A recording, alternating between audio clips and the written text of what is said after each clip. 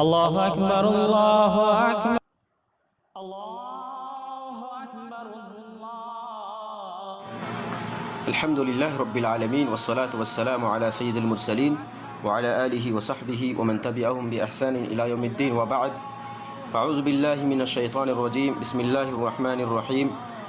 محمد رسول الله والذين معه أشداء على الكفار رحماء بينهم تراهم ركعا سجدا يبتغون فضلا من الله ورضوانا سيماهم في وجوههم من أثر السجود ذلك مثلهم في التوراة ومثلهم في الإنجيل كزرع أخرج شطأه فآزره فاستوى على سوقه يعجب الزراع ليغيظ بهم الكفار وعد الله الذين آمنوا وعملوا الصالحات منهم مغفرة وأجرا عظيما. محترم سامعین و ناظرین حضرات، جو آیت کریمہ تلاوت کی گئی ہے وہ سورۃ الفتح کی آخری آیت ہے. اس آیت کریمہ کے اندر اللہ رب العالمین نے صحابہ کرام آپ صلی اللہ علیہ وسلم کے جانثار ساتھیوں کی تعریف بیان کی ہے. آیت کریمہ کا ترجمہ یوں ہے کہ محمد صلی اللہ علیہ وسلم اللہ کے رسول ہیں اور جو لوگ ان کے ساتھ ہیں وہ کافروں کے مقابلے میں سخت ہیں اور آپس میں ایک دوسرے کے لیے رحم دل ہیں. آپ انہیں دیکھیں گے کہ کبھی وہ رکوع میں ہیں تو کبھی سجدے میں ہیں اور اس کے ذریعے اللہ کے فضل اور خوشنودی کی تلاش میں لگے ہوئے ہیں. ان کی علامتیں سجدے کے اثر سے ان کے چہروں پر نمایاں ہیں. یہ ہیں ان کے وہ اوصاف جو توریت میں مذکور ہیں اور انجیل میں. ان کی مثال یہ ہے کہ جیسے ایک کھیتی ہو جس نے اپنی کوپل نکالی، پھر اس کو مضبوط کیا، پھر وہ موٹی ہو گئی، پھر اپنے تنے پر اس طرح سیدھی کھڑی ہو گئی کہ کاشتکار کسان اس سے خوش ہوتے ہیں، تاکہ اللہ تعالیٰ ان کی اس ترقی سے کافروں کا دل جلائے. یہ لوگ جو ایمان لائے ہیں اور نیک عمل کیے ہیں، اللہ تعالیٰ نے ان سے مغفرت اور زبردست ثواب کا وعدہ کر لیا ہے. حضرات گرامی، اس آیت کریمہ کے اندر اللہ رب العالمین نے صحابہ کرام کی تعریف بیان کی ہے، ان کی توصیف بیان کی ہے، ان کی ثناخوانی اور خدوخوانی فرمائی ہے. یہ کتنی عظیم ہستیاں تھیں، وہ کتنے جلیل القدر لوگ تھے، کتنے عظیم لوگ تھے کہ اللہ رب العالمین نے ان کی ادا کو پسند فرمایا اور ان کی تعریف میں یہ آیت نازل فرما دی. آئیے ہم ان کی ان اوصاف کو دیکھتے ہیں، جانتے ہیں جو اس آیت کریمہ میں بیان ہوئے ہیں، تاکہ ہم صحابہ کرام کی عظمت کو سمجھ سکیں، ان کی عبادت کے شوق کو جان سکیں اور پھر ہم اپنی زندگی میں بھی ان چیزوں کو، ان کے ان اوصاف کو اتار سکیں. پہلی صفت جو اس آیت کریمہ کے اندر بیان ہوئی ہے وہ یہ کہ اشداء علی الکفار رحماء بینہم، وہ کافروں کے لیے سخت ہیں اور آپس میں رحم دل ہیں، یعنی مومنوں کے لیے، مسلمانوں کے لیے رحم دل ہے.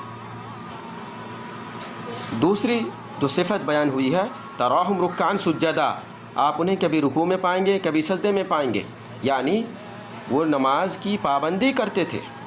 صحابہ کرام 5 وقت کی نماز کی پابندی کرتے تھے اور ساتھ ہی نوافل کا، سنن کا، رواتب کا خصوصی اہتمام کرتے تھے، بکثرت اہتمام کیا کرتے تھے. یہ دوسری صفت ہوئی. تیسری صفت یبتغون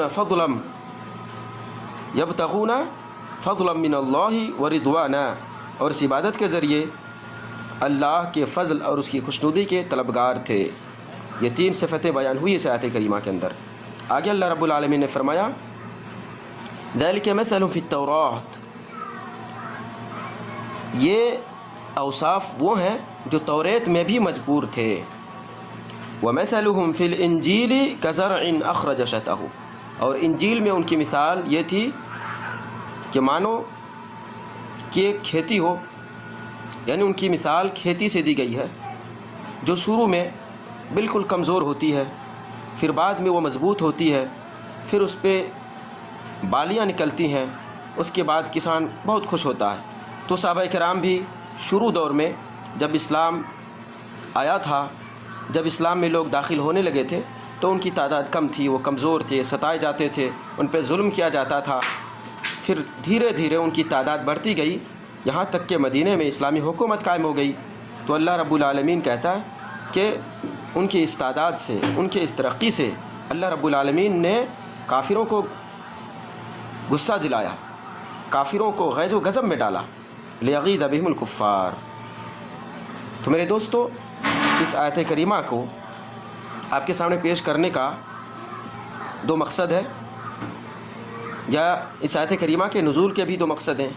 پہلا مقصد یہ ہے کہ ہم صحابہ کرام کی عظمت کو جانیں، ہم ان کی اوصاف کریمانہ اور صفات حمیدہ کو جان سکیں، اور ان کے شوق عبادت کو بھی جان سکیں، اور پھر ان چیزوں کو جاننے کے بعد اپنے دل میں ان کی عظمت کو بیٹھا لیں، ان سے ہم محبت کریں، کیونکہ وہ اہل ایمان تھے اور بڑے پیارے لوگ تھے، بڑے عظیم لوگ تھے، کہ اللہ رب العالمین نے ساتویں آسمان سے ان کی خود تعریف بیان فرمائی ہے۔